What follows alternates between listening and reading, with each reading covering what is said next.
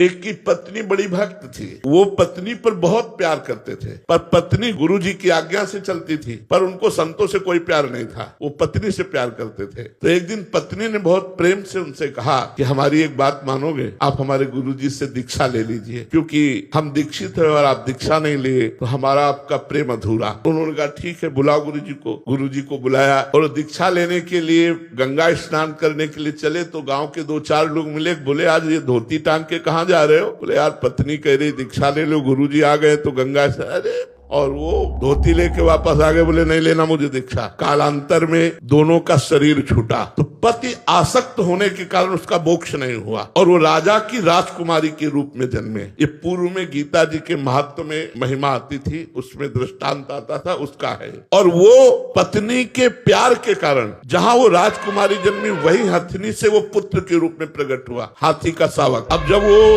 नव युवक अवस्था में हाथी आया और श्रृंगार करके राज सवारी निकली और राजकुमारी सिंहासन पर आरूढ़, तो जे भी उसने देखा तो पूरी स्मृति जागृत हो गई कि ये तो मेरी पत्नी थी। अब ये राजकुमारी और मैं हाथी हूँ, कैसे मिलन हो सकता है? वो चुपचाप सहता रहा, क्योंकि कुछ अपनी बात व्यक्त नहीं कर सकता, हाथी रूप में है। अब राजा ने अपनी राजकुमारी का स्वयंवर रचा। जे ही स्वयंवर की घोषणा हुई तो उसने खाना पीना सब छोड़ दिया। वो बहुत ही सुशोभित हाथी के रूप में था। राजा को सूचना पहुंची, राजवैद्यों ने देखा, बोले कोई रोग नहीं। राजकुमारी विज्ञान संपन्न थी क्योंकि भजन करती थी। उसने कहा इसकी औषधि मेरे को पता है, मुझे एक बार इसके समीप जाने दो। नजदीक गए और कान में कहा था गुरुदेव को वरण कर लो। नहीं वरण किया ना तो हाथी की योनि को प्राप्त हुए। सकुचाओ मत, तुम्हारे गले में जयमाला डालूंगी। सकुचाओ मत, स्वयंवर में तुम शोभा के लिए खड़े किए जाओगे और मैं तुम्हारे ही गले में माला डालूंगी और इस जन्म में इतना भजन करूंगी कि आगे जन्म में हम फिर दोनों मिलेंगे। उसने ऐसा ही किया। भजन के प्रभाव से अपने पति को हाथी की योनि से मुक्त करके